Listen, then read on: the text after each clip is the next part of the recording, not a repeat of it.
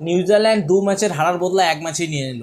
উগান্ডার বিরুদ্ধে 2 ম্যাচে হারার বদলা নিয়ে নিল। তারা যেভাবে আফগানিস্তানের কাছে হেরেছিল, একদম আফগানিস্তান তাদের উপর ডমিনেশন চালিয়েছিল, বিশেষ করে রশিদ খান এবং আফগানিস্তানের ফয়জল ফারুকি, তারা যেভাবে ডমিনেশন দেখিয়েছিল নিউজিল্যান্ডকে, এবং নিউজিল্যান্ডকে পুরো নাস্তানাবুদ করে দিয়েছিল। ওয়েস্ট ইন্ডিজও প্রায় সেম নিউজিল্যান্ডকে পুরো নাস্তানাবুদ করে ছেড়ে দিয়েছিল। সেই জায়গা থেকে সেই 2 ম্যাচ হারার পরে তারা অলরেডি গ্রুপ থেকে বিদায় নিয়েছে, তারা অলরেডি ওয়ার্ল্ড কাপ থেকে বিদায় নিয়েছে। সেখান থেকে তারা যেভাবে ডমিনেশন চালালো করলো, অবশ্যই তারা কোয়ালিফাই করার কোনো অবস্থাতে নেই।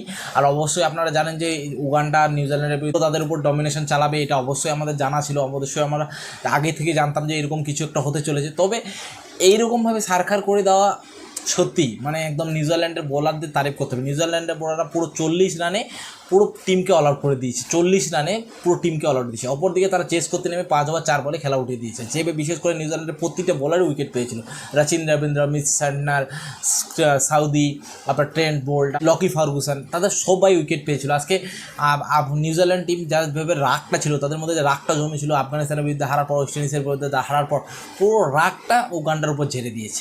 উগান্ডা টিমের 10 জনের মধ্যে মাত্র একজন টিম 2 অঙ্কের ঘর পেরোতে পেরেছে, বাকি সবাই 2 অঙ্কের নিচে, 1-2 1-2 9 এরকম করেই সবারই স্কোর।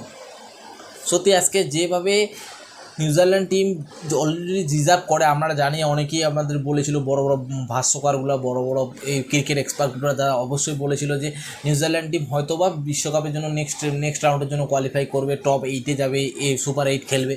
তবে অবশ্যই নিউজিল্যান্ড টিম এখন তো অলরেডি গ্রুপ থেকে বাইর হয়ে গেছে। তবে আমরা হোপ করবো যে নিউজিল্যান্ডের নেক্সট ম্যাচ তারা যাতে জিতে এবং তারা যাতে ভালো একটা সম্মানের সহিত বিদায় নিতে পারে। অবশ্যই আমরা এটা আশা